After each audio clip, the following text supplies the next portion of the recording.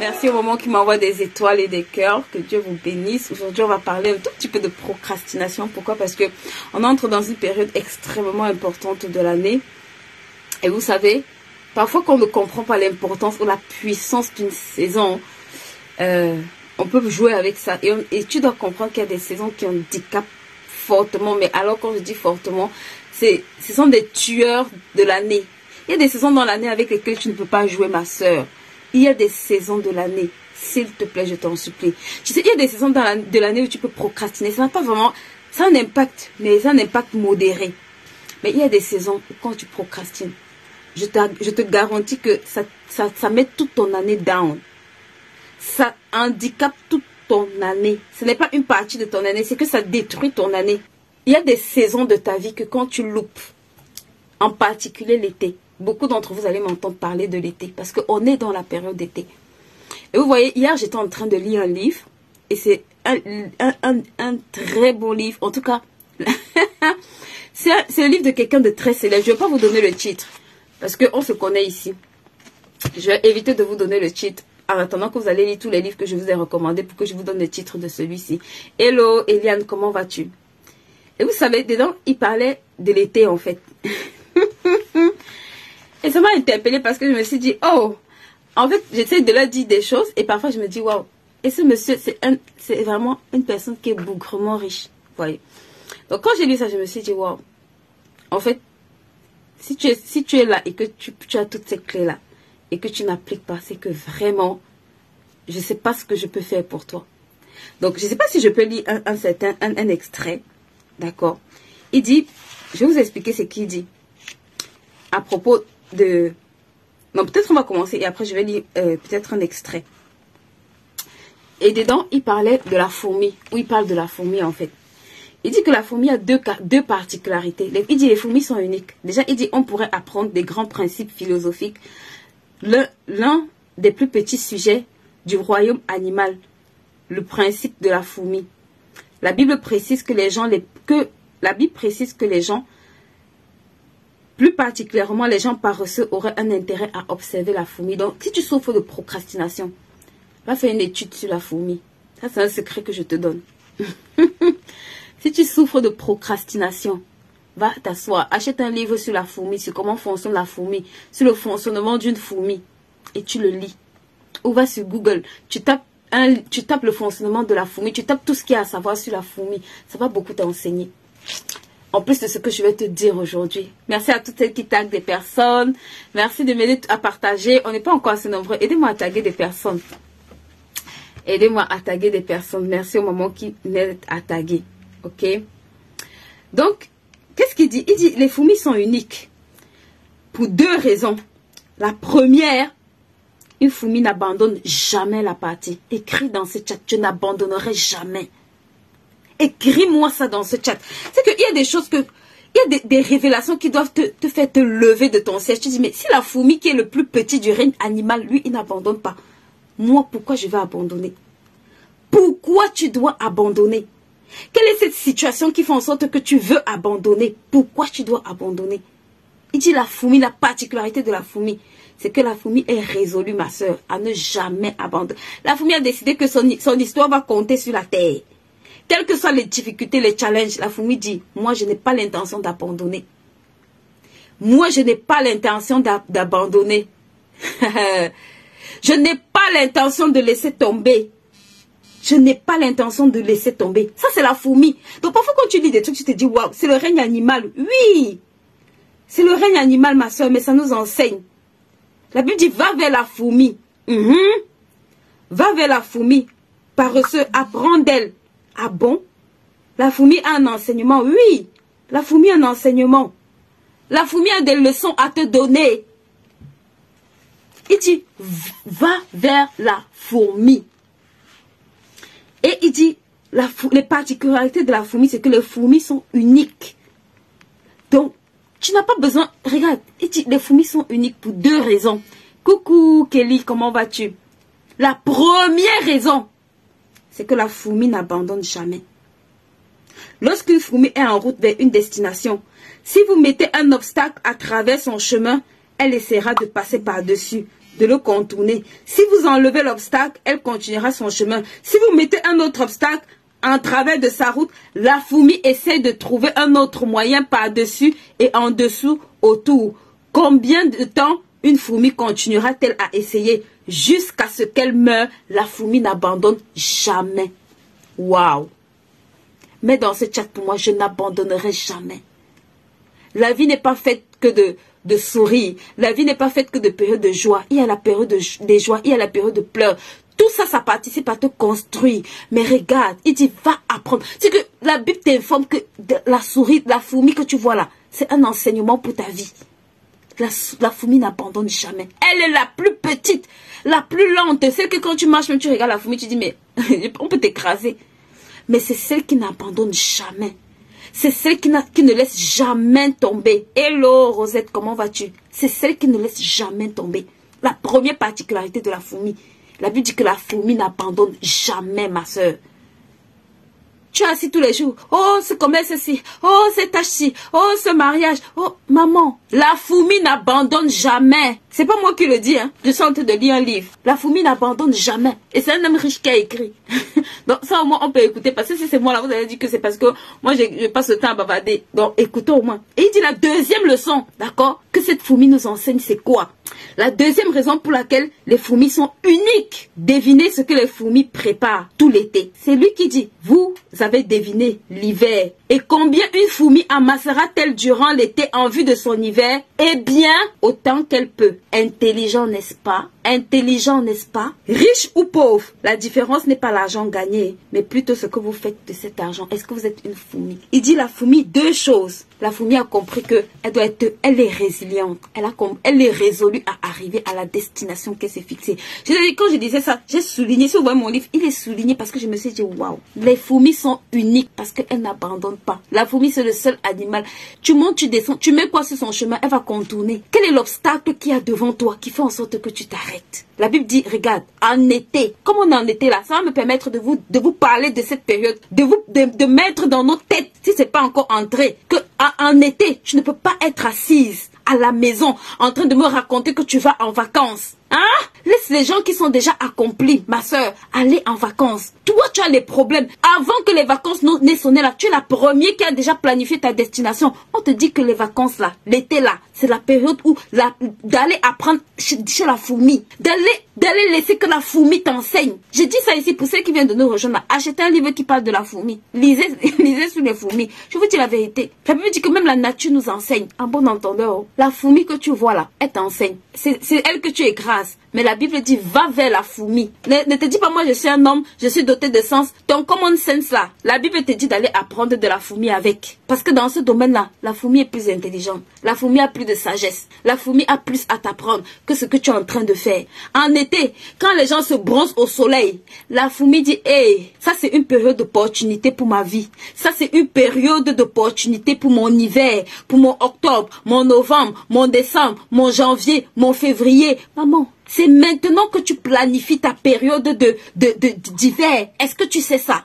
Est-ce que tu sais que c'est maintenant que tu prépares ta période d'hiver? Je ne vais pas vous donner le nom de mon livre. Parce que le nom des livres que j'ai mis ici, vous n'avez jamais lu. On se connaît. Jusqu'à ce que vous lisiez tous les livres que vous devez lire. Je vais vous donner. Oui, la fourmi est très sage, ma soeur. Nous toutes là, on a déjà fait le planning des vacances. Tu as déjà fait le planning de vacances. Ah bon? D'accord. Quand tu finis de faire le planning de vacances, écoute-moi très bien. Quand tu as fini de faire ton beau planning de vacances, attendez, je dois pas t'attendre. Est-ce que tu peux partager ça dans le groupe sur la formation de la gestion du temps? Je crois que j'ai oublié. Vous savez, quand tu vas en vacances, c'est pas une mauvaise chose.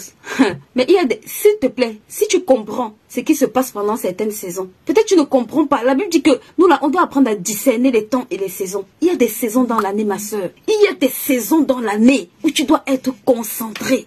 Il y a des saisons dans l'année où tu ne peux pas te permettre de ne pas amasser. Tu ne peux pas jouer. Tu es assise à la maison. Ah, c'est l'été, il fait chaud. Ah bon? Attends que l'été passe. Tu vas voir l'hiver. Tu vas constater le froid de l'hiver. Laisse que l'été passe. L'hiver, là, tu vas constater. On ne va pas te dire, hein. Tu vas constater. C'est maintenant que tu t'assois pour élaborer ton programme de l'hiver. Parce que si tu sais ce qui t'attend en hiver, tu sauras mieux comment t'asseoir en été et préparer ton été. J'espère que je parle à une dame sage ici. J'espère que je parle à quelqu'un de sage ici, oh. Ok?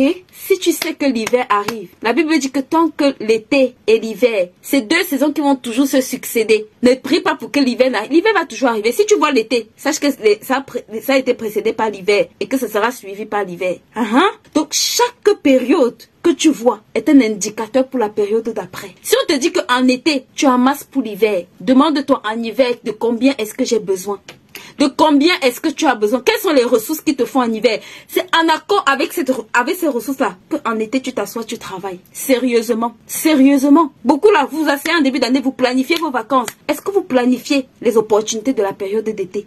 Est-ce que vous planifiez cette période-ci? C'est l'une des périodes les plus stratégiques de l'année. C'est là où tout le monde va commencer à sautiller, à aller profiter du soleil, à manger, à boire, à sortir, à voyager. Ma soeur, c'est une période d'opportunité. J'ai fait les business que tu peux démarrer à partir de 0 € le week-end dernier. J'ai fait ce... Va suivre ça sur ma chaîne YouTube. Va suivre ça sur ma chaîne YouTube. Aujourd'hui, j'ai décidé de parler de la procrastination. Je t'en supplie. Peut-être tu assistes, tu te dis oui, les beaux jours arrivent, je vais faire ceci, je vais aller faire le shopping, je vais aller me balader, je vais aller me reposer. J'entends beaucoup le mot je vais aller me reposer. Et je dis amen. Et je veux même que tu te reposes. Mais s'il te plaît, si tu te reposes jusqu'à oublier que c'est une période d'opportunité, en hiver, c'est là où tu vas constater les dégâts. Et si je parle à des entrepreneurs ici, un entrepreneur en été, ma chérie, l'été ce n'est pas la période de distraction. L'été ce n'est pas la période où tu emballes tes affaires, tu vas en vacances. J'ai une qui m'a dit que moi je vais 6 semaines. Tu es dans la restauration, tu es dans l'hébergement. Elle me dit, moi je vais 6 semaines en vacances, tata Amélie. Ah bon? Et c'est en hiver que tu vas venir essayer de travailler, de faire le traiteur pour les mariages. Ok, no problem. Donc pour revenir à notre thématique, c'était juste une parenthèse. Va apprendre de la fourmi. Et comme on va parler aussi de la fourmi, il te dit il te dit ce que la fourmi fait pendant l'été. Il y a les obstacles, elle les dévie et elle prépare son hiver. Quels sont mes besoins en hiver? Pose-toi sérieusement cette question. Quels sont mes besoins en hiver? Des besoins, ma chère, ce qui croit en hiver, c'est ce que tu sèmes en été. Au cas où tu ne sais pas, ta croissance de l'hiver dépend de ta semence de l'été. Comme ta croissance de l'été dépend de ta semence de l'hiver. Ce n'est pas une période pour t'asseoir et dormir. C'est une période pour semer, pour l'hiver. C'est une période pour récolter. Pour l'hiver. J'espère que je m'adresse à des personnes qui comprennent. Bon, si vous voulez mettre en pratique, tant mieux. Si vous ne voulez pas, tant mieux aussi. Donc, on va parler de procrastination. Procrastiner, c'est quoi? C'est le fait de remettre à demain. C'est le fait de prendre des actions d'aujourd'hui et de les remettre à demain. Et l'une des choses qui nous fait énormément procrastiner, avant de parler, nous, on aime bien le côté spirituel. Ok?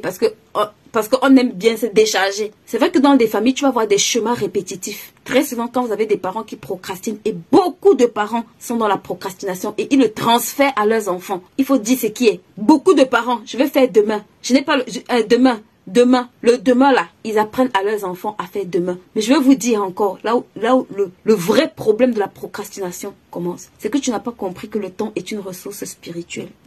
Écoute-moi, le créateur du temps est spirituel. Ce que Dieu a créé, il a créé à son image et à sa ressemblance. Dieu est le maître des temps et des circonstances. Donc le temps est une ressource qui ne t'appartient pas, ça appartient à Dieu. C'est pour ça que le temps n'a pas de limite. Il n'y a pas un jour où le temps va s'arrêter. Il n'y a pas un jour où le temps va s'arrêter sur la terre. Est-ce que tu sais ça? Il n'y a pas un jour où tu vas arrêter le temps sur la terre. Le temps ressemble à son créateur. Ça s'appelle éternel. C'est toi qui a une durée de vie limitée. Si tu n'as pas compris ça, tu ne vas pas comprendre que sans l'aide de Dieu là, tu ne peux pas manager correctement ton temps. Il dit si les prémices sont bénies, le reste l'est aussi. Je crois que c'est Joyce qui dit ça. J'aime beaucoup cette phrase de Joyce Meyer.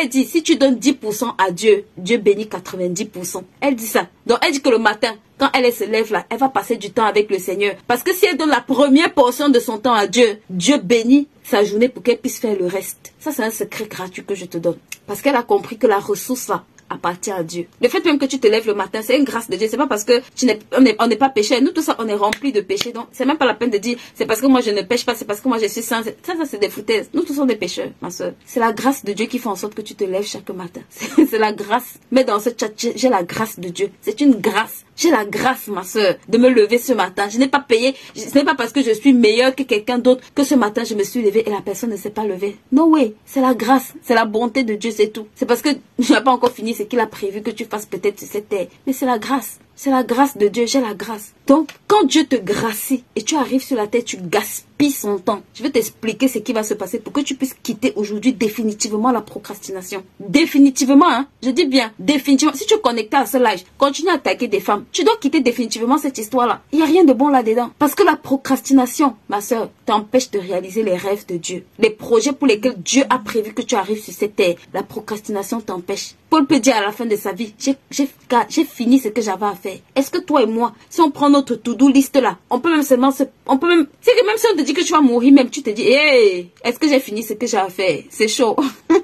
On commence à crier, ah Seigneur, pardon, j'ai pas encore fini. Oui, parce qu'il y a encore beaucoup de choses où, depuis il nous parle là, on veut pas faire. Donc, l'une des premières choses, je t'en supplie, pour lesquelles tu dois être conscient, c'est que le temps, c'est une ressource. Et toute ressource que tu gaspilles, tu la payes. On perd le temps, ma soeur. C'est pour ça que tu vas me dire, j'ai perdu le temps, on perd. Et le temps que tu perds ne revient pas. Le temps que tu perds là ne revient pas. Il faut la grâce du rachat. Tu sais que quand tu rates une saison, c'est tellement difficile. Tellement difficile. Parfois quand les gens disent, oui, je rachète une saison, bonne chance. Bonne chance pour racheter cette saison-là. Peut-être que tu sais pas le coût du rachat. Tu sais, quand on vend un terrain quelque part, regarde, en 1900, peut-être, je sais pas, 90, si tu avais acheté à un terrain peut-être au Cameroun ou à Paris, ainsi de suite, tu sais que tu l'aurais payé 20 fois moins cher. Même si aujourd'hui tu as la même opportunité qui revient, c'est le rachat. Mais guess what, combien est-ce que ce terrain-là vaut? Les terrains en 1990, qui coûtaient même pas 1 million, va toucher aujourd'hui, ça coûte 20 millions, 30 millions, 50 millions, d'autres 500 millions même, en fonction de la zone. Donc, il y a la grâce du rachat. L'opportunité va revenir, mais combien est-ce que ça va te coûter? Combien? Quelle est la facture que tu vas devoir payer? Quelle est la facture que ça va te coûter, ma soeur? Donc, quand tu es assise là, et que tu commences à te dire, je vais, moi j'entends beaucoup de gens, je vais, pourquoi tu n'as pas fait ça? Je vais, pourquoi tu n'as pas fait ça? J'étais fatiguée, j'étais nanana. Ok, il n'y a pas de problème. Mais aujourd'hui, là, tu dois sortir de la procrastination pour au moins 2 raisons. Écoute-moi très bien. La première raison, c'est que la procrastination engendre la mort. Oui, si tu ne sais pas, je vais te dire ça. La procrastination engendre la mort. Ça semble peut-être être dû, mais c'est vrai. Regarde le figuier. Jésus dit, il dit au figuier, ça fait 3 ans, toi tu es là, tu ne produis pas de fruits. Qu'il soit coupé et jeté. Qu'est-ce que ça veut dire? Que si dans ta vie, à un moment donné, tu ne portes pas du fruit, tu es en danger. Ça faisait 3 ans. On ne pouvait pas manger les fruits de l'arbre du figuier. Mon ami le figuier, c'est quoi ton problème? C'est quoi ton problème? Donc, même le maître est d'accord qu'on coupe et qu'on jette au feu. Parce que le gars ne sert à rien. Est-ce que tu comprends ça? Le deuxième exemple que je vais te prendre, c'est la parabole des talents. Le gars est parti caché en terre. Il commence à raconter à Dieu. Oh, tu vois, oh, vraiment, c'est que... toutes les excuses de procrastination là, qu'on ne veut pas faire là. Dieu dit très bien, feignant, va au dehors. Donc, le résultat était le même que le figuier. Et le troisième, c'est dans Jean. Écoute-moi, dans Jean, Jésus dit que celui qui n'amasse pas avec moi là, celui qui ne demeure pas en moi là, tu sais où il va finir? Je te laisse aller lire.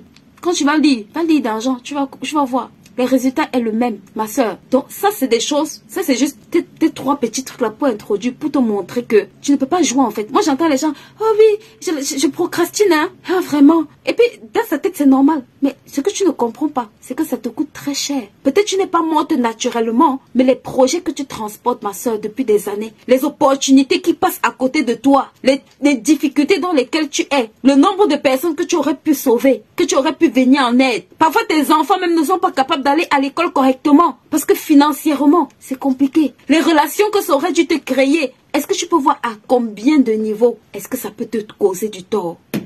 Tu feras mieux de commencer à déclarer, au lieu de déclarer que je procrastine. Change vite ce langage-là. Commence à dire je suis travailleuse. Je suis remplie d'hardiesse, de courage et de force. Change-moi ce langage inutile là. Oh, je suis paresseuse. Ah bon? Il y a quelqu'un qui est né avec la paresse collée sur lui. Il y a quelqu'un qui a une étiquette que quand il est né à la maternité là, on l'a étiqueté qu'il appartient à la paresse. Maintenant, je vais te lire quelques versets qui vont te permettre de comprendre pourquoi est-ce que la paresse, non. C'est une autre dimension. Donc, là, j'ai commencé un tout petit peu, mais je vais toucher quelques versets. La Bible dit que dans Proverbe 15-19, le chemin du paresseux est une haie de ronces, mais les sentiers des hommes droits est une route bien aplanie. Le chemin du paresseux est une haie de ronces, ma soeur. Tu vois la haie avec les ronces, les épines au-dessus là? On dit que c'est comme ça que le chemin du paresseux. On dit que quand tu es paresseux là, ton chemin devient épineux. Ça veut dire que tout ce qui est facile pour les autres, pour toi, ça devient des épines. Donc, là où regarde, là où pour tout le monde, ça semble être normal, pour toi, ça devient épineux. Et je peux le voir. Quand tu vois une maman qui ne sait pas utiliser Excel, qui ne sait pas utiliser Word, qui ne sait pas utiliser Canva, qui ne sait pas utiliser un outil de planification, elle s'embrouille. Ça veut dire que ce que tu es censé faire logiquement, ça devient un fardeau. Tu mets les épines sur ton chemin. Là où tu étais censé t'asseoir, apprendre un certain nombre de choses, ça devient épineux, ma soeur. C'est que pour le moindre truc, on est obligé de te tenir la main, de te tenir par l'épaule. Ton chemin devient épineux. Ça veut dire que dans ta paresse là, tu es en train de fabriquer les épines sur ta route, toi-même. Mais qui va marcher? On dit sur sa route. Donc, qui va marcher là-dessus? Demain, le digital est trop dur. Mais en fait, est-ce que tu sais que tu devais apprendre le digital? Vos histoires d'ordinateur là, c'est trop difficile. Ah bon? Écoute-moi, écoute-moi.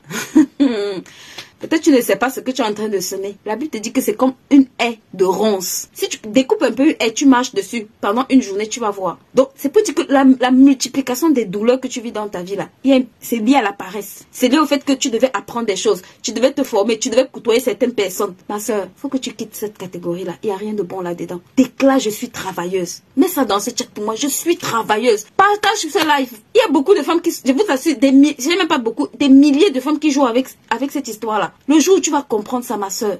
Moi, là, j'étais une championne de mon lit pour 14 heures, 17 heures. Le jour où j'ai compris ça, là, j'ai commencé à faire... j'ai commencé à quitter cette catégorie doucement. Parce que j'ai compris que la mort n'était pas loin.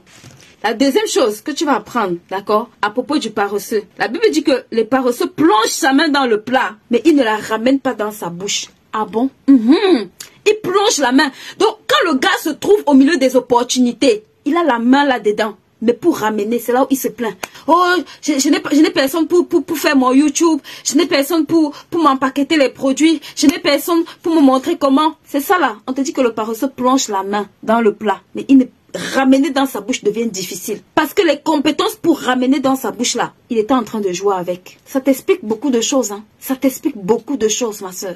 Maintenant, il te dit, les paresseux, Proverbe 11:16, les paresseux n'ont jamais d'argent. Donc la procrastination, quand tu te plains, je n'ai pas d'argent. S'il te plaît, regarde ton agenda. Ça va te donner des indications claires sur la quantité d'argent que tu dois avoir ou pas. Est-ce que je parle à une femme ici? Ouvre ton agenda quotidien. Ça va te donner une indication claire de l'argent que tu gagnes. Parce qu'on a souvent tendance à dire, je ne sais pas pourquoi, c'est pour les autres qui marchent. Je ne sais pas pourquoi, c'est pour d'autres qui... Parfois, l'autre dit, j'ai l'impression que c'est d'autres qui évoluent. J'ai l'impression que je piétine. J'ai l'impression que... Ok, je vais te donner un petit exercice. Va ouvrir ton agenda. Ça va t'aider. Va ouvrir ton agenda. Pour ceux qui ont un agenda, parce que la plupart même, elles commencent leur journée au hasard. Va ouvrir ton agenda. Ça va t'aider à comprendre pourquoi tu n'as pas d'argent. On n'a pas dit qu'il n'y a pas de difficultés. C'est la Bible qui dit. La Bible dit, les paresseux n'ont jamais. On n'a pas dit qu'ils traversent ces difficultés. On a dit qu'ils n'ont jamais d'argent. Donc, il n'y a pas un jour où le paresseux, lui, il a l'argent. Va ouvrir ton agenda sérieusement. Et ça va te donner des indications. Parce qu'on est parfois là à se plaindre pour tout et rien. Ma soeur, va chercher les causes. La paresse, tu es là, tu dors, tu te lèves. La vie est dure dans le pays ici, hein. Ah bon? Quand tu te lèves à midi là, c'est normal que la vie soit dure. Il y a les gens qui se sont levés depuis 3 heures du matin. Tu te lèves à midi, tu vas voir les mêmes résultats que eux comment? Il y a les gens qui ont travaillé toute la nuit. C'est là où eux dorment jusqu'à midi. Toi, tu es rentré depuis 22 heures, tu dors jusqu'à midi. Tu dors jusqu'à midi, ma soeur. Oh. Donc, on va essayer d'arrêter là pour les versets d'aujourd'hui. Et j'ai vu une question. Quelqu'un qui me disait comment faire pour le rachat. Et je vais un peu, ça va un peu comment faire pour sortir de la procrastination. D'accord? Je vais vous donner quelques clés concrètes. Je suis en train de faire une formation sur la gestion du temps. Quand on dit de venir se former, ça ne vous intéresse pas. Faut aller vous former, les mamans. Ça, c'est je disais aux mamans hier, qui sont dans la classe de formation de gestion du temps là. Je leur disais que on ne gagne pas la bataille de la gestion du temps sans avoir un binôme de travail et un mentor. Les riches payent les mentors là, je vous assure. Ce n'est pas parce qu'ils aiment trop, ça les intéresse trop. Oui, ils cherchent des binômes de travail. Ce n'est pas parce que ça les intéresse trop. Parce que toi, tu es là. La Bible dit deux valent mieux qu'un. C'est un secret que la Bible te donne. Cherche quelqu'un, prie pour quelqu'un. Va t'associer avec des personnes que tu vois que les personnes te challenge et te boostent. Que quand tu arrives, tu sens que tu as des résultats. Ça tue en toi cette mauvaise habitude, cette mauvaise graine. Donc, je vais vous donner quelques astuces. C'est les astuces, il n'y a rien de nouveau. Mais je vais quand même vous donner. Parce que ça, c'est une période d'opportunité. Et si tu n'as pas compris qu'il faut que tu te lèves, d'accord? Regarde, tout le monde ici connaît ce petit bijou ou pas? Tout le monde ici, si vous ne connaissez pas ce bijou-là, si vous ne connaissez pas ça, si vous ne connaissez pas ça, c'est que vous n'êtes pas sur la chaîne ici. Ça Ça s'appelle 120 jours pour être productif. Le jour où j'ai commencé à utiliser ce livre-là, je vous assure, si tu utilises ça sérieusement, toutes les personnes qui l'ont utilisé sérieusement, je dis bien sérieusement, il y en a qui ont acheté, elles sont allées garder dans le placard, qu'elles me voient. Elles disent, tata, mais déjà acheté ton livre, mais j'ai pas encore commencé à utiliser. Elles pensent que c'est censé me faire plaisir. Je sais pas ce que je dois... je me pose la question de savoir qu'est-ce que je peux faire pour toi. Et elle se plaint. Oh, vraiment, tu sais, depuis là. Et puis elle commence. Ok, Tata Amélie n'a pas de baguette magique. Elle a que des outils pour t'aider. Une des premières choses, ma soeur, quand tu veux sortir de la procrastination, un des premiers secrets, une des premières lois pour quitter la procrastination, c'est écrire. C'est écrire. Tu dois apprendre à écrire, ma soeur. Tu dois apprendre à écrire. Tu ne veux pas vivre une journée au hasard. Ta journée doit commencer dans la planification. Nos parents ne nous ont pas appris ça. C'est pour ça que quand on fait ça 1 jour, 2 jours, ça nous énerve. C'est pour ça que I recommend you. Je te recommande de trouver quelqu'un à qui tu peux rendre compte sérieusement pour que pendant les 120 prochains jours, tu le fasses sans sauter un jour. I hope I'm talking to someone. Ce n'est pas une bataille qui se gagne facilement, mais c'est possible. Ma soeur, une journée se prépare à la veille ou au plus tôt, au plus tard, le matin. Parfois, là, elle commence. Oh, aujourd'hui, là, j'ai beaucoup de choses à faire. Et dans ma tête, j'ai envie de lui dire, beaucoup de choses, ça, c'est quoi? C'est seulement la question que j'ai envie de lui dire. Parce que tu n'es pas plus occupé que Bill Gates. Tu n'es pas plus occupé que Christine Lagarde. Tu n'es même pas plus occupé que le président Macron. Donc, moi, je me pose la question de savoir. Il y a une qui m'a dit que, oui, mais eux, ils ont les domestiques. Je lui ai dit, avant que toi, tu n'aies même une maison. Avant même quand tu vivais chez vous, est-ce que tu étais plus productive? Oh non, eux, ils n'ont pas les domestiques. D'autres n'ont pas les enfants. Ah bon? Avant que tu n'aies les enfants, est-ce que tu étais productive? Si tu avais les enfants, avant les enfants, tu étais productive. Et pendant les enfants, tu te serais plaint. D'autres me disent, oui, tata, mais j'ai dit aux mamans, dans mon groupe de formation, je leur ai dit, est-ce que vous savez que si vous avez un autre enfant, si vous tombez enceinte, vous n'allez pas tuer cet enfant, vous allez trouver le temps pour vous en occuper. Considère que tu as un enfant de plus à la maison, à t'en occuper. Parce que quand vous êtes en train de vous plaindre dans mes oreilles là, si vous tombez enceinte là, vous allez trouver le temps pour vous occuper de vos enfants. Vous allez trouver le temps. Même si tu fais les triplés là maintenant, tu vas trouver le temps pour t'occuper d'eux, pour aller travailler, les mêmes responsabilités que tu te plains maintenant là, tu auras toujours les mêmes responsabilités, plus ceux de 3 enfants qui vont se rajouter, que tu vas quand même trouver le temps pour gérer. Donc la première des choses, apprenez à organiser vos journées à la veille. Tu veux savoir comment organiser correctement une journée? Faut nous retrouver à la formation sur la gestion de temps. Je ne peux pas t'expliquer 12 heures de formation ici là, mais il y a beaucoup d'erreurs qu'on fait quand on organise notre temps, qui nous cause des tourments pendant les journées. Organise ta journée à la veille. Ça, c'est la meilleure, l'une des choses que je peux te dire.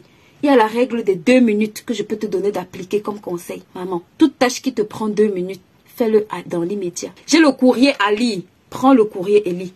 Ne te dis pas après. C'est après qui nous cause les problèmes de après. C'est le après qui nous cause des problèmes d'après. Je te dis la vérité. Moi-même qui te parle là, il y a des tâches sur lesquelles je dis après. Et ça me coûte cher. Le après là, ça te coûte très cher. Quand tu penses à une tâche qui te demande d'être faite en 2 minutes, je dois descendre récupérer le courrier dans la boîte aux lettres. Descends récupérer ces 2 minutes. Toute tâche qui te demande 2 minutes, fais-le. Dans l'immédiat où tu penses, fais-le. Fais cette tâche-là, je t'en supplie. Toute tâche sur laquelle tu procrastines, tu as du mal à faire. C'est dans vos 120 jours. Demandez celles qui ont écrit là. Elles sont là, les Noël et tout. Elles vont vous dire comment était leur organisation du temps avant d'utiliser ça. J'ai posté plein de vidéos. Je reçois des témoignages, je vous assure, de partout. J'ai des gens qui m'écrivent, ça faisait 6 mois. Je n'arrivais pas à faire ce travail en 10 jours que j'utilise ton manuel. 10 jours. J'ai réussi à faire le travail de 6 mois. Ce n'est pas la blague. Ça, c'est un des livres que j'ai même pas besoin de faire la promo de ça. Ça se vend énormément. Celles qui utilisent, elles reviennent acheter. Elles ont compris. Ce n'est pas le jeu. Il est disponible en Afrique, dans plusieurs pays. D'accord? Au Togo, au Bénin, au Burkina Faso, au Cameroun, je sais pas, en Afrique. Si vous êtes en Afrique, écrivez-moi. Si vous êtes en Europe, écrivez-moi. D'accord? Vous avez notre plateforme www.hbis.store. Et vous avez notre numéro de téléphone. Actuellement, il n'est pas sur Amazon. Mais vous pouvez nous écrire pour avoir votre exemplaire. Apprenez à m'organiser vos journées, je vous en supplie. La règle des 2 minutes. Apprends à appliquer toute tâche qui te demande 2 minutes. Fais-le right now. Ne dis pas après. Ne dis pas c'est après. Toute tâche sur laquelle tu peines, ma soeur. Tu peines. C'est trop difficile. Découpe ça en tâches de 10 minutes. Tout ça, c'est dans les 120 jours. Deviens entrepreneur. Tu es dans quel pays? Soit tu nous laisses ton numéro, soit tu nous écris. Et puis, on va te l'envoyer. Alvin aussi, right? Je vous en supplie. Découpe ça en tâches de 10 minutes. Ce que je te donne là, c'est du pratico-pratique. Si tu rentres à la maison, moi, il y a des tâches que je déteste. En Angleterre, oh wow, ok, écris-nous. En France, yes, écris-nous, on va te poster ça. Il y a des tâches que je déteste faire. Là où vous me voyez là. Quand je dis je déteste là, je déteste vraiment. Mais j'ai appris que le seul moyen d'arriver à faire cette tâche là, ce n'est pas de me fatiguer à faire toute une journée. Fais la règle des 10 minutes. Commence 10 minutes aujourd'hui. Dès que tu mets ton chrono, 10 minutes arrivent, tu stoppes la tâche, tu reviens demain. Moi, je fais beaucoup ça. Le rangement, c'est quelque chose que vraiment...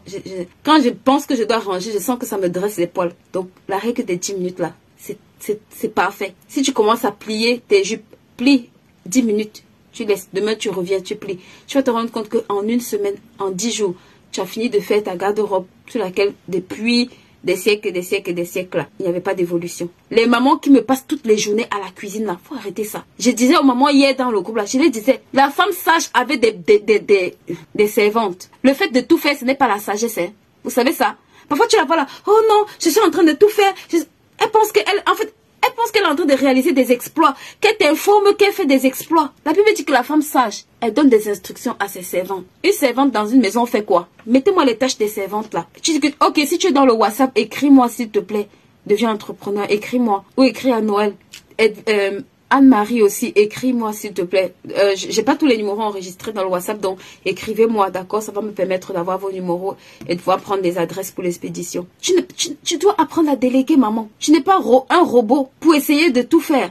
Tu dois faire ce qui est prioritaire. Je disais encore ça à maman hier. Ce qui est prioritaire, c'est que chez vous, c'est qu'on mange. Tu dois apprendre à déléguer. Elle donne la nourriture, là, c'est sa responsabilité. Le reste, là, il faut que tu apprennes à déléguer. Ma soeur, c'est la sagesse de déléguer. La Bible appelle la femme sage. Toi, tu estimes que tu vas tout faire. Ah bon? Ah bon? La sagesse veut que tu aies des servantes. C'est pas moi qui dis, c'est dans la Bible. Pour les détracteurs qui vont me raconter, c'est pas moi. C'est biblique. Elle a des servantes. C'est pour ça que vous voyez tous les riches là, ils ont du personnel. Ce n'est pas parce qu'ils s'ennuient, ce n'est pas parce qu'ils ne savent pas économiser leur argent. C'est la sagesse. C'est la sagesse. Avoir de l'aide, c'est de la sagesse. Se faire aider, c'est de la sagesse. Donc, toutes les mamans ici, je vous en supplie, il faut rejoindre la classe sur la gestion du temps. Il y a tellement de choses intéressantes là-bas, tellement de secrets, tellement de pépites que vous avez besoin pour devenir des femmes productives. Vous devez non seulement être productif, mais vous devez être efficace et efficiente. Et c'est possible. C'est possible de quitter la procrastination. Pourquoi? Parce que si tu t'organises bien, d'accord, tu vas pouvoir le faire. Mais si tu te surcharges aussi, tu seras tout le temps épuisé. Il y a des tâches où, ma soeur, tu dois prier même que Dieu crée l'aide. L'homme qui est à la maison là, demande-lui, papa, j'ai besoin d'aide. Il n'est pas un robot. Il va t'aider. Moi, je vois des femmes, non, je fais tout chez moi. Ah bon? Faut demander de l'aide si tu ne t'en sors pas. Fais tout si tu arrives à le faire. Si tu n'arrives pas à le faire, demande de l'aide. Apprends à ouvrir ta bouche et demander de l'aide. Mon mari ne fait pas. Demande-lui de l'aide. Je me rappelle le premier bootcamp qu'on a fait sur la gestion du temps. La dame qu'on avait invitée nous disait ça. Elle disait que moi, je demande de l'aide tout le temps à mon mari. Et il le fait avec plaisir. La femme, c'est une aide. Mais ma soeur, tu ne viens aider que quelqu'un qui lui-même est en train de travailler, ok? Tu ne viens pas te tuer, tu viens l'aider parce que lui-même il est déjà en mouvement. Donc si tu vois que dans son mouvement là, il y a des choses qu'il peut prendre en charge là, donne-lui. Ça fait que à deux là, vous êtes à deux pour aller plus vite. C'est une équipe, Apprends à ouvrir ta bouche. Peut-être la première fois il va pas dire oui, mais à force de demander, même la Bible te dit demander et on vous donnera. Faut demander, demande de l'aide. Apprends à demander de l'aide à cet homme. Apprends à bien demander. Demande gentiment. Demande avec courtoisie. Humilie-toi et demande. Dis-lui s'il te plaît, j'ai besoin que tu m'aides.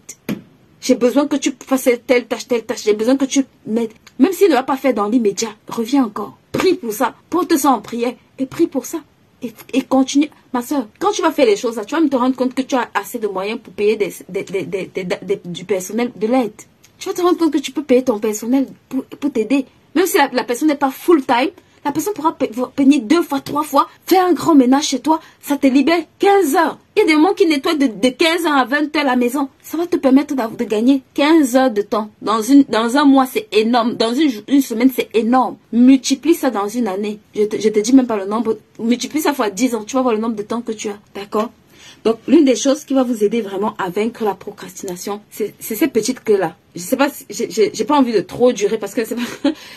Mais j'ai fait plein de vidéos sur cette chaîne. Et celle-ci, vraiment, dans celle-ci, j'ai voulu vous donner des astuces différentes des autres vidéos pour que vous puissiez vraiment aller à une autre dimension. J'ai dit ici plusieurs fois, une semaine se prépare à la veille. Le dimanche soir, ma soeur, ne dors pas. Commence à préparer ta semaine. Demande-toi cette semaine, qu'est-ce que j'ai à faire? Assois-toi et organise ta semaine. Ne laisse pas que le mardi te surprenne, le mercredi te surprenne. Oui, il peut y avoir des événements. D'accord? Les gens me disent, j'ai trop d'imprévus. Tout le monde a les imprévus. Mais les imprévus, ça se gère. Les imprévus, ça se manage. Et si tu es quelqu'un qui a les imprévus tous les jours, c'est que tu as une mauvaise organisation. On ne peut pas avoir... Moi tout le temps, j'étais en train de... Mais j'ai les imprévus. Jusqu'à ce que je me rende compte que, mais en fait, les imprévus, régulièrement, tous les jours, si tu as des imprévus, c'est que c'est un signe de mauvaise organisation. Si tu as les imprévus tous les jours, c'est que tu as un problème organisationnel. On ne peut pas t'appeler chaque jour. Commence même à prier pour ça. Commence à dire au Seigneur, efface mon numéro de téléphone de toutes les personnes qui me sollicitent pour les imprévus. Efface ça, d'accord? Commence à lui dire, efface mon numéro. Rends-moi invisible. Et il faut que vous appreniez aussi à laisser des distractions. Je vous en supplie.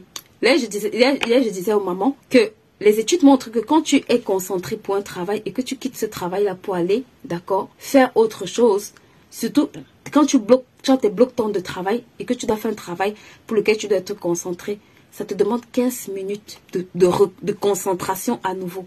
Et il est montré que dans une journée, on a en moyenne 28 fois. On est en moyenne 28 fois déconcentré. Donc si tu multiplies 28 fois 15, tu vas trouver que ça fait 7 heures de temps dans une journée que tu mets à la poubelle. Think about it. Réfléchis à ça. Parce qu'on est champion. Je n'ai pas le temps. Ça veut dire que le travail que tu t'assois, que tu aurais pu faire en 2 heures, qui te prend 5, 6 heures, 7 heures de temps. Et après tu te lèves, oh j'ai pas le temps, ma journée c'est vite, ma journée c'est parce que tu as grillé 4 heures de temps en allant sur le téléphone régulièrement. C'est parce que à chaque 2 minutes, tu es sur ton téléphone en train de regarder qui m'a écrit. Oh, qui m'a écrit? Quel est le nouveau commentaire qu'on a fait? C'est comme ça que tu fais. Pour que le travail que tu dois faire en 2 heures, tu te retrouves en train de le faire en 5 heures de temps. Parce que ton cerveau a besoin de 15 minutes pour se concentrer à nouveau. Donc voilà ce que j'avais prévu de partager avec vous. N'hésitez pas, je vous en supplie les mamans, n'hésitez pas. Formez-vous. C'est pas parce que je fais la formation. Cette formation-là, je l'ai lancée à cause de tellement de douleurs que je vois tellement de mamans qui sont remplies de projets. Elles me demandent comment tu fais au quotidien. Je n'ai pas dit je n'ai pas dit que je demande de l'aide. Je vous dis la vérité. Je demande de l'aide. Noël qui est là, elle peut vous dire, je demande de l'aide. Nadine peut vous dire, elle peut vous dire, quand ça va pas, je demande de l'aide, je ne suis pas un robot. Charlène, elles sont là, je demande de l'aide. Je ne peux pas tout faire, mais j'ai besoin de me concentrer, d'accord? C'est ce qui est important. Et l'autre chose que je fais ici, ça c'est un livre qui va sortir d'ici la semaine prochaine. Pour les mamans qui prennent les 120 jours, je vous recommande. Il y en a ici qui ont testé ça, celles qui sont dans mes groupes, mon groupe annuel, elles savent, elles ont testé ça, ça fait à peu près 6 mois. Je peux voir la douleur de la discipline ici, là, dans la vie de beaucoup. Vous voyez? Parce que une chose, c'est de planifier. Mais une chose, c'est que tu dois avoir des domaines de ta vie dans lesquels tu fais le suivi. Écoute-moi. Si tout ce que tu ne suis pas, tu ne peux pas t'améliorer. Tu ne peux pas améliorer la gestion de ton temps si tu ne suis pas certains indicateurs, ma soeur. Tu ne gères pas ton temps correctement parce que tu n'as rien à faire. Il y a des domaines de ta vie que tu dois suivre. Tu vois les personnes, je médite. Combien de temps est-ce que tu médites par jour? Tu dois savoir. Dans quel livre tu médites? Sur quoi est-ce que tu as médité? Je prie. Parfois, je vois les gens, je prie. Ma soeur, quel était ton sujet de prière ce matin? Elle ne sait pas. Qu'est-ce que le Seigneur t'a dit ce matin? Le mois dernier, la semaine dernière, elle ne sait pas. Combien de temps tu pries par jour? Comment tu vas t'améliorer si tu ne fais pas un suivi? Un suivi. Même ta vie de couple. Ici, on parle de 12 domaines. Parfois, ma soeur, même ta vie de couple n'est pas le résultat du hasard. Pour avoir une vie de couple, il faut s'asseoir et travailler. La Bible dit, elle lui fait du bien chaque jour. Chaque jour, quel est le moment où tu t'assois et tu penses en nombre d'actions volontairement, consciemment, que tu vas faire pour cet homme et que tu as consigné. Je veux lui faire ça, je veux lui faire ça. Ma soeur, je crois que c'est le pasteur T.D. Jakes qui a dit ça. Il a dit qu'une vie de couple est comme une entreprise. Ça demande un investissement sérieux pour avoir de la réussite. Moi, j'ai dit, papa T.D. Jakes, là, tu nous donnes la gifle, seulement la claque du siècle, quoi. Parce que je me rendais compte que ce n'est même pas seulement dans tous les domaines. Tu as besoin, ma soeur, de faire un suivi. Un suivi.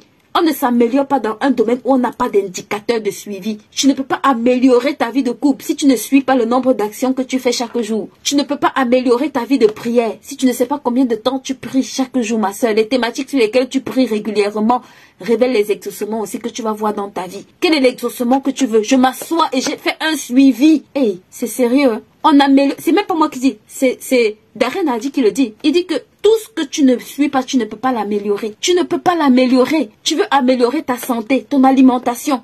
Même le sport. Ici, là, je note le nombre d'heures que je fais, le nombre de kilocalories que tu fais à la salle, le temps que tu mets à la salle. Tu dois consigner ça. Je me suis rendu compte que dans beaucoup de domaines, j'avais du mal à m'améliorer parce qu'il me manquait le suivi de mes habitudes. Tu as des indispensables. Ça, c'est la liste des indispensables. Ce que tu vas noter dans les 120 jours là, quand c'est fait ici là, tu peux consigner, tu peux suivre, tu peux noter un certain nombre de choses. Et si tu apprends à faire le bilan, à te poser des bonnes questions, à t'asseoir toutes les 24 jours et te demander où est-ce que ma vie va. La prochaine version, ce sera... Là, la première version, je l'avais fait comme ça. La deuxième version, elle sera beaucoup plus explicite. Et ce sera aussi sur 120 jours pour accompagner les 120 jours pour être productif. Voilà, totalise pas du temps de sommeil. D'accord? Ça, c'est quand tu prends ça que tu te rends compte du niveau d'indiscipline dans ta vie. Je vous assure, la base de... Si tu as quelqu'un qui est même moins bon dans un domaine, et que c'est quelqu'un de discipliné, il aura plus de résultats que toi qui est très bon et qui est indiscipliné. Si tu cherches à gagner de l'argent et que tu n'arrives pas à te discipliner, ma soeur, dans certains domaines, en tout cas, moi, je vous donne les outils que j'utilise. Je vous recommande les outils que j'utilise. Que ceux qui veulent l'utiliser, l'utilisent. Que ceux qui ne veulent pas, vous avez le droit d'utiliser vos propres outils, d'accord? Pourvu que vous ayez les résultats. Ce qui m'intéresse, c'est que vous ayez des résultats. Si vous n'avez pas les résultats, changez de méthode. Moi, il m'a fallu m'asseoir et me dire, il faut que tu changes de méthode. Tu ne peux pas continuer avec les mêmes méthodes et espérer avoir les résultats différents. Il faut que tu changes de méthode de travail. C'est ça qui m'a boosté, en fait, à me dire, qu'est-ce qui me manque? Qu'est-ce que je n'arrive pas à faire? Vous voyez, parfois, on note tout. Moi, je suis quelqu'un, je peux noter dans 10 endroits. Avec ça, je suis contrainte, j'ai la partie de prise de notes. Donc, je suis contrainte à mettre toutes mes informations ici. Et à les organiser. Ça organise ma prise de notes aussi. Parfois, il y a les gens, ils notent sur un cahier, ils notent sur 10 cahiers. Il a 10 000 cahiers où il note. À la fin, il a noté tellement de trucs, mais il ne se retrouve nulle part. Donc, ça, c'est les astuces que je voulais vous donner, d'accord, pour vaincre la procrastination. Et vraiment, si vous avez compris ce que j'ai dit, priez que Dieu vous donne un binôme. J'ai fait un live il y a quelques semaines sur le binôme. La puissance du binôme, en fait. Et parce que je vois beaucoup de personnes être en binôme et jouer avec cette stratégie divine. Écoute-moi. Le jour où j'ai découvert que même les fondateurs de Google étaient en binôme. Ma soeur, YouTube, ils étaient en binôme. J'ai compris que je jouais avec une clé que Dieu mettait entre mes mains. Je vous dis la vérité. Si tu as la grâce d'avoir un binôme dans un domaine, ça doit être l'opportunité pour toi de te déployer comme jamais. Ça doit être l'opportunité pour toi de dire au Seigneur, merci de m'avoir visité. C'est que Dieu t'a fait du bien. Parce que si en binôme vous comprenez, la vie dit 2 fois mieux que quand il dit un meilleur salaire. Ça veut dire que quand tu as quelqu'un avec qui tu es, tu ne peux pas rester au même niveau, ma soeur. Tu ne peux pas rester au même niveau. Tu ne peux pas être au même niveau. À moins que tu refuses cette main tendue. Voilà. EMCI, le pasteur Michael Lobo, le pasteur Jérémy Soudril. Il y a plein d'exemples. Je vous assure. Même s'ils ne vont pas terminer ensemble. Mais je vous assure qu'au début, tu as besoin de ça. Même Dieu veut que ce soit fait comme ça. C'est pour ça qu'il dit, tu tires un meilleur salaire. Regarde, quand tu es seul et quand tu as une équipe, le résultat n'est pas pareil. Quand tu es seul et que tu as des personnes qui t'aident, le résultat n'est pas pareil. Ça a une puissance en fait. L'association a une puissance. Mais parfois, nous, on joue qu'on est associé à des personnes. On banalise ça. On se trouve des excuses. Je suis fatigué, j'ai sommeil, nanana, nanana. Et puis, quelques temps après, Dieu retire la personne de ta vie. Et oups, maintenant tu commences. Oh, j'arrivais même quand même à prier. Maintenant, depuis qu'il n'y a plus le temps de prier là, je n'arrive même plus à prier. Ah bon? Et puis, j'ai juste envie de rire. J'ai dit, tu as fini de... tu as fini de te plaindre. Parfois, ça vient tomber sur la... Oups! Non, alors, non, souffre dans vos bouches. Bien comme il faut. Qu'est-ce qu'elle pense même? Que moi, je n'ai que ça à faire? Ma soeur, c'est pas pour moi que tu fais. Depuis que tu ne fais pas là, si tu progressais, est-ce que tu serais là où tu es? C'est pas, ce que tu ne fais pas là, quelles que soient les excuses que tu te trouves, ça devra être fait un jour ou l'autre. Un point, c'est tout. Donc, je vous en supplie, formez-vous, utilisez des bons matériels, d'accord? Et priez que Dieu attire ces personnes-là. Et soyez vous-même. Une m'a demandé hier, comment on fait pour avoir un bon binôme? On est soi-même un bon binôme pour quelqu'un. Si tu es quelqu'un d'assez sérieux, Dieu va aussi aller susciter quelqu'un d'assez sérieux. Si tu es un plaisantin, Dieu va aussi laisser qu'un plaisantin soit en binôme avec toi. Donc, commence déjà par être assez sérieuse. Et tu vas voir que la personne sérieuse dont tu as besoin là, elle arrive dans ta vie. Moi, je veux conclure avec ça. Je disais encore hier au moment là que moi, j'avais pas vraiment... Ma première binôme, franchement, je l'ai pas vraiment cherché. Un jour comme ça, je reste, elle me dit, franchement, Amélie, j'ai ressenti dans mon cœur qu'on doit être binôme, pris par rapport à ça. J'ai dit, À l'époque, je comprenais même pas ce que ça voulait dire. Je vous dis, si tu me disais même qu'un binôme, j'allais dire que...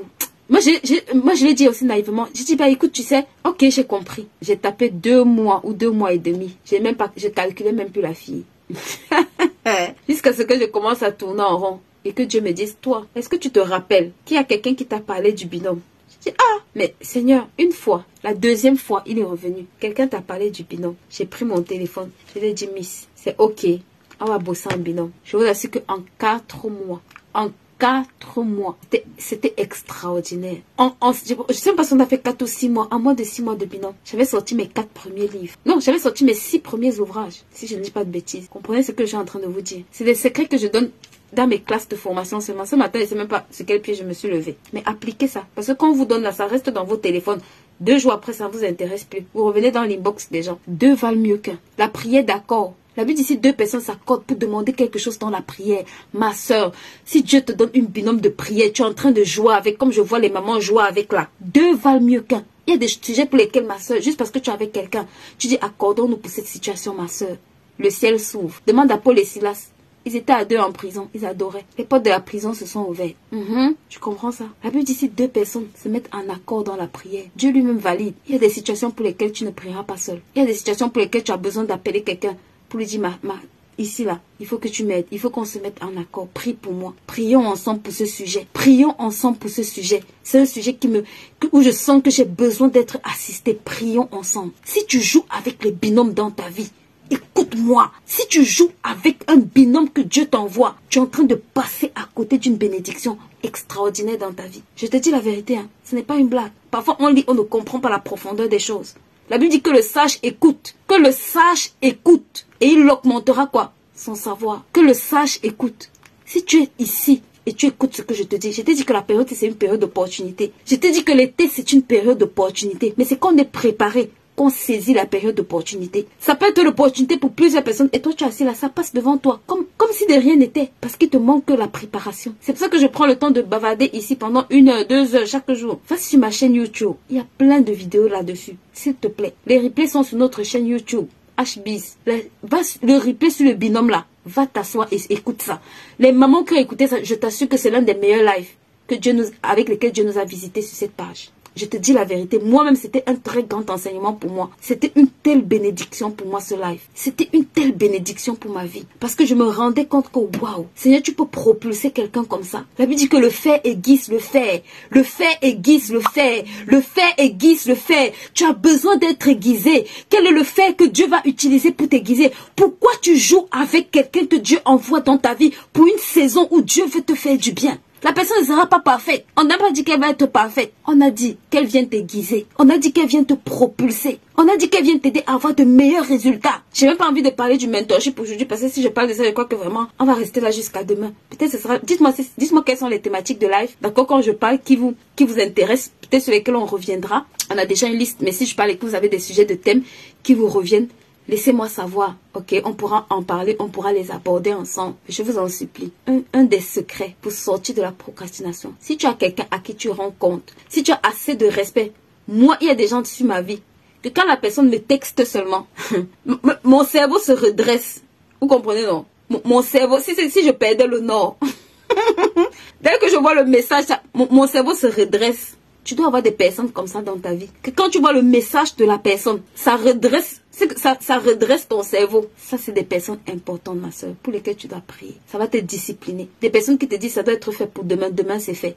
Un point, un trait. Tu veux sortir de la procrastination. Je t'assure que ça, c'est une clé. Si tu mets cette clé-là seulement en pratique, je t'assure que tu ne pourras pas manquer des témoignages et des témoignages et des témoignages. 2 valent mieux qu'un. Il dit si l'un tombe, l'autre te relève. Parfois, tu sais pourquoi tu n'as personne pour te relever. C'est parce que tu ne comprends pas qu'il faut que tu aies un binôme. Le monde là nous enseigne beaucoup de choses qu'on ne veut pas pratiquer. Il dit quand l'un tombe, l'autre le relève. Si toi tu tombes, qui va te relever? Quand le jour où tu es en train de tourner en rond, tu as des périodes où tu as du mal à travailler, qui va se mettre à la brèche et prier pour toi? Qui va dire Seigneur, fais compassion et compassion d'elle. Seigneur, je prie que tu la fortifies. Où sont ces personnes-là? Je dis toujours que tu n'es pas trop arrivé. Oh. Tu n'es jamais trop arrivé, ma soeur. On a tous besoin d'être soutenus, indépendamment du niveau dans lequel tu te trouves. Tu as besoin de quelqu'un pour te tendre la main pour aller au palier supérieur. Quitte la procrastination, ça c'est une période d'opportunité. L'été c'est une période d'opportunité. Tu ne peux pas planifier. Je dis ça pour les personnes qui nous rejoignent parce que là je vois qu'on est 70, presque 80 par moment. S'il te plaît, il faut que avant septembre, l'été finit le 21 septembre. Avant la fin du 21 septembre. Déjà, la première des choses que tu vas faire pour cette saison, assois-toi et demande-toi la période d'hiver. Quelles quels sont les besoins que j'ai pour cette période-là. Et travaille en fonction de ces besoins-là pour la période présente. Pour ta période présente, je t'en supplie. Donne-toi comme objectif. Comme on lisait au début, le livre au début, il amasse pour l'hiver. Quels sont mes besoins en hiver? Fais ton budget de l'hiver et investis à travailler, à amasser cet argent-là, ces ressources-là, ces connexions, ces compétences en été. Bon, comme j'ai beaucoup bavardé aujourd'hui, je vais clôturer notre live, right? Et avant de clôturer, je vous dis qu'on annonce la saison 5 de la formation IAR, qui est la formation pour les jeunes porteurs de projets. Vous êtes porteur de projet, vous voulez apprendre à structurer votre projet. Ça aussi, c'est une grosse perte de temps. Tout ce sur quoi tu n'as pas la clarté te fait perdre le temps, ma soeur. Tout ce sur quoi tu n'as pas de clarté. Parfois, on se lève, on tourne en rond. Qu'est-ce que j'ai même à faire? On tourne en rond parce qu'il nous manque la clarté. Si tu as un business dans lequel tu n'as pas de clarté, tu ne sais pas avec clarté ce que tu dois faire, je te garantis que tu es en train de perdre du temps et tu perds de l'argent et de l'énergie avec. Rejoins-nous à la saison 5 de la formation IAR. Tu seras juste étonné de voir comment tu arrives à organiser, à structurer cette activité-là. Et il y a le camp ado pour tous les parents ici qui ont des ados, des enfants à partir de 6 ans. On veut prendre peut-être, je ne sais pas encore, on est en train de voir si on peut prendre une vingtaine. Pour tous les parents qui ont les enfants adolescents ici, qui se plaignent que l'enfant est têtu, qui déversent des paroles horribles sur la vie des enfants là, qui se plaignent que les enfants ne foutent rien à la maison pendant les vacances alors que c'est eux qui les laissent devant la télé, qui ne savent pas que c'est à cause d'eux que les enfants ont ce fonctionnement là. Pendant l'été, s'il vous plaît, envoyez-nous ces enfants. On veut passer 5 semaines avec eux. On est en train de sortir le programme de ce camp spécial été ado, d'accord, où on veut vraiment apprendre à vos enfants à pouvoir ranger. Parfois, les parents se plaignent. Oh, je dois ranger la chambre de mon enfant. Ton enfant en âge de ranger sa chambre. Il suffit que tu lui apprennes. Envoie-le nous.